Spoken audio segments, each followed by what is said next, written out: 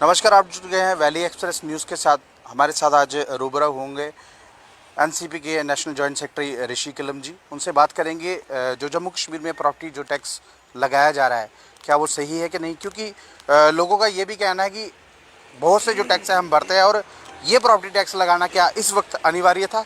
जानते हैं ऋषि जी क्या लगता है कि इस तरह के जो टैक्सेस है यहाँ लगाने चाहिए। देखिए, सबसे पहले मैं ये कहना चाहता हूँ कि जीएसटी के बाद आप देख लीजिए कितने टैक्स पे टैक्स, टोल प्लाजाज। मुझे ये बताइए, आखिरकार इन्होंने जम्मू कश्मीर को समझ क्या रखा है? भारतीय जनता पार्टी जब से ये सरकार आई है तब से जम्मू कश्मीर के लोग सिर्फ और सिर्फ तकलीफ में हैं। खासकर आम जनता जो है, मुझे ये बताइए, जो दिहाड़ी वाले लोग हैं, जो मजदूर लोग हैं, जो दुकान पेशे लोग हैं, बिजनेसमैन लोग हैं, जिनसे अभी आप देख लीजिए कोविड की वजह से कमर टूट रखी है, उसके बाद भी ये टैक्स पे टैक्स लगा रहे हैं, ये प्रॉपर्टी टैक्स। मुझे ये बताइए, इसका मतलब ये एक किस्म का ये रेंट पे रहना है। आप प्रॉपर्टी टैक्स दे रहे हैं, ऑलरेडी आपने स्टैम्प ड्यूटी इतनी दे रखी होती है ज़मीन खरीदने, मुश्किल से आप मतलब ज़मीन नहीं खरीद पाते। वो हैसियत हो चुकी है आज लोगों की, क्योंकि कोविड ने भी कमर तोड़ दी और जब से भारतीय जनता पार्टी सरकार आई है तब से जम्मू कश्मीर के लोगों को की कमर टूटी है। ना सिर्फ बाहर के जम्मू कश्मीर के लोगों की बल्कि बाहर के लोगों की। मैं ये बताना चाहता हूँ कि आखिरकार ये चाहते क्या है। भारतीय जनता पार्टी के लीडर एक तरफ से कहते हैं हम नया भारत लाएंगे, एक तरफ से कहते हैं हम डेवलपमेंट विकास की बात करते हैं, और दूसरी तरफ ये टैक्स पे टैक्स, टोल पे टोल, कभी अखनूर पे टोल लगाना है, कभी बन टोल प्लाजा, कभी सरोड टोल प्लाजा। आखिरकार कर क्या रहे हैं ऋषि जी? ये इन्होंने विकास की बात की, विकास जो इन्होंने बताया कि हम विकास करेंगे। क्या लगता है जम्मू कश्मीर को 13 साल के बाद जो म्यूनसिपैलिटी कॉरपोरेशन पावर में आई है, ठीक है, उसके बाद जो थे हर जो मोहल्ला या इन्होंने गाड़ियाँ लगाई सफाई के लिए, अब हर घर के बाहर जो है ये डस्टबिन लगा रहे हैं।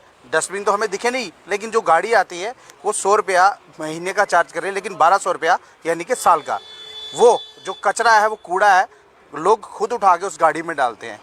वो भी एक टैक्स भरा और ये एक प्रॉपर्टी टैक्स। किस तरह देखते हैं? देखिए, आप मेरे को एक चीज़ बताइए, जम्मू म्यूनसिपल कॉर्पोरेशन के जो कॉर्पोरेटर्स है, पहली बात ये है कि उनको पास में ये कहना चाहता हूँ पावर्स क्या है।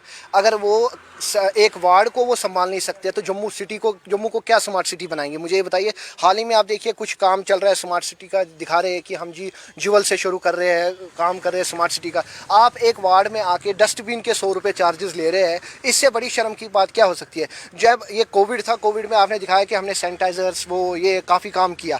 आखिरकार जम्मू म्यूनसिपल कॉर्पोरेशन कर क्या रही है? मैं तो चाहता हूँ एक इन्वेस्टिगेशन जम्मू म्यूनसिपल कॉर्पोरेशन पे भी हो। जम्मू के मेयर साहब जो है वो कर क्या रहे हैं? क्या जम्मू की जनता ने इसलिए उनको चुन के भेजा कि वो कुछ नहीं करेंगे जम्मू के लिए? डेवलपमेंट की बात आप देख लीजिए, कहाँ डेवलपमेंट है? आप रोड्स की कंडीशन देखिए, अगर हम टैक्स देते हैं, सड़कों की हालत आप देखिए, स्ट्रीट लाइट्स की हालत आप देखिए, भगवती नगर जो ब्रिज है उसकी हालत देख लीजिए, फुटपाथ की हालत देखिए, फुटपाथ तो है नहीं। ज्यूवल चौक जाके देख लीजिए, ज्यूवल चौक में कंडीशन क्या है, वहाँ एनक्रोचमेंट कितना है। और जब इनसे पूछा जाता है ये एनक्रोचमेंट क्यों है, तो ये कहते हैं रोजगार के लिए। अरे रोजगार आपको देना, आप कहीं और दे दीजिए, कहीं और किसी एरिया में लेके जाइए। आप ज्यूवल चौक में आप देखिए खड़ा नहीं रह सकते, आप क्रॉस नहीं कर सकते। आखिरकार कर क्या रहे हैं? ये कहते हैं हम जी डेवलपमेंट कर रहे हैं। किस चीज़ की डेवलपमेंट कर रहे हैं? ऋषि जी, मैं आपसे एक बात और पूछना चाहूँगा।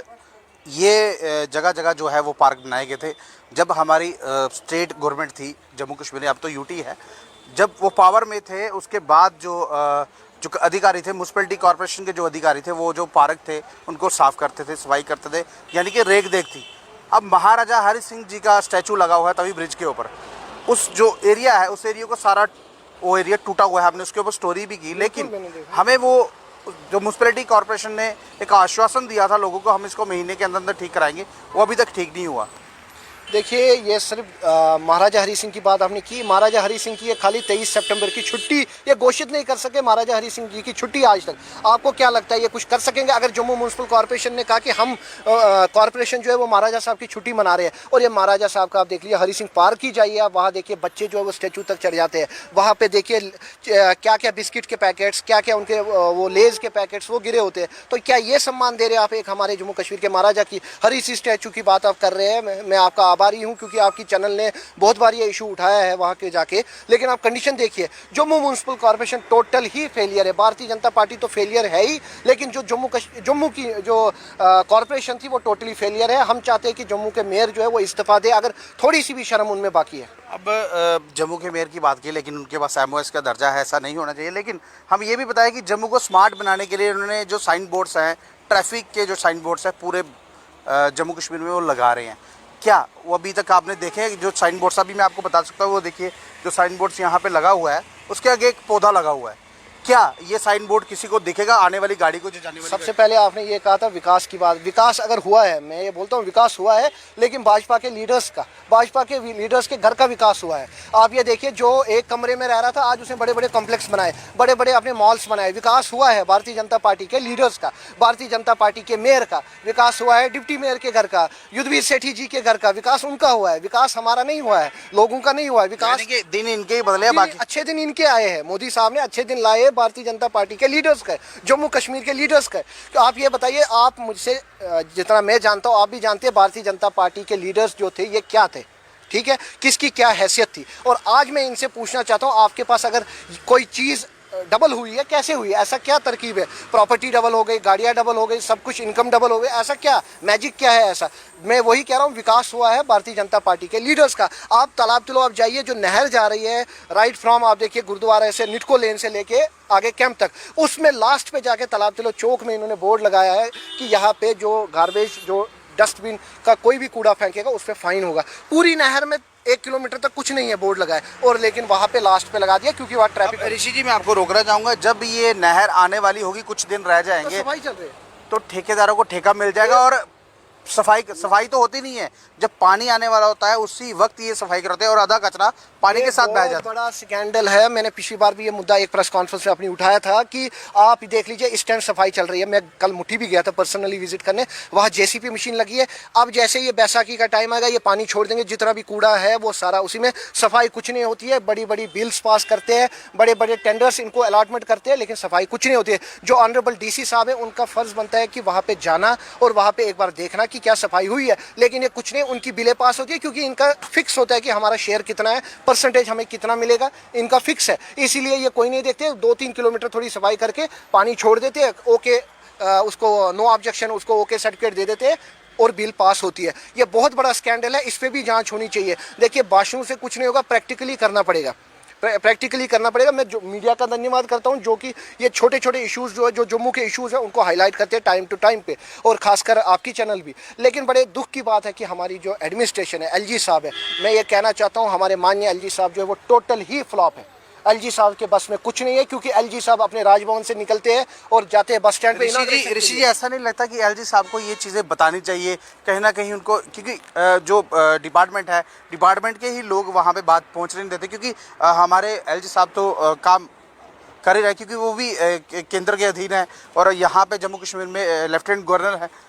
देखिए, एलजी साहब ने जो एडवाइज़र रखे, मैं तो यही कहता हूं कि हर 6 महीने बाद, हर साल में, मतलब एलजी साहब के जो एडवाइज़र्स है वो चेंज होने चाहिए। हर एक को मौका मिलना चाहिए। आप मुझे बताइए, मुर्मू साहब, सतपाल मलिक से वही एडवाइज़र्स चल रहे हैं। क्या ये खानदानी कोई राज है या पॉलिटिकल प्रेशर है या कोई पैसे का प्रेशर है? एक ही एडवाइज़र बार बार चल रहा है, और उन एडवाइज़र से आपको मुलाकात करनी हो, मुलाकात मिलेगी नहीं। एलजी साहब से आपको टाइम लेना हो, पिछले 3 साल 2 साल से आपको एलजी साहब से टाइम नहीं मिल रहा है। ये बताइए क्या बात है? मुझे बताइए, यहाँ पे करप्शन नहीं है तो और क्या है? यहाँ पे पिक एंड चूज नहीं है तो और क्या है? सिर्फ मिलना हो भाजपा के लीडर्स को, तुरंत उनको, चाहे वो अभी फ़ोन करके बोले हमें मिलना है तो उनको परमिशन है, लेकिन कोई और पॉलिटिकल पार्टी का बोले या और कोई सोशल एक्टिविस्ट बोले, उसको परमिशन बिल्कुल नहीं है। उसके लिए वेटिंग लिस्ट में है। आम जनता, कोई आम नागरिक बोले मुझे कोई समस्या है, उसको नहीं। कश्मीरी पंडित समाज के लोग बोलेंगे उनको नहीं, SC ST वाले बोलेंगे उनको नहीं, तो गरीब लोग बोलेंगे उनको नहीं, लेकिन मिलते कौन है? ब्यूरोक्रेट्स और भाजपा के लीडर्स। ये थे हमारे साथ जुड़े हुए ऋषि खिलम जी। अभी हमने इनसे बात की, एनसीपी के युवा नेता हैं, और हम आपको एक बार फिर से मैं अपने विजुअल्स में बताऊंगा कि ये सामने एक साइन बोर्ड जो है, ये इस तरह के जो साइन बोर्ड्स हैं ये पूरे जम्मू में लगाए जा रहे हैं, लेकिन वो सामने जो साइन बोर्ड है वहाँ उसके साइन बोर्ड के आगे जो है वो पौधा है। ये एक जगह नहीं है, ये बहुत सी जगह है जम्मू कश्मीर में इस तरह के जो साइन बोर्ड लगाए हुए थे। और स्मार्ट सिटी बनाने की बात की, आप देख सकते हैं जम्मू में स्मार्ट सिटी बन रही है या नहीं बन रही है, आने वाला वक्त ही बताएगा। लेकिन जो प्रॉपर्टी टैक्स है उसके लिए लोगों ने आवाज़ उठाना शुरू कर दी है। आगे की अपडेट के लिए आप जुड़े रहें हमारे साथ। नमस्कार।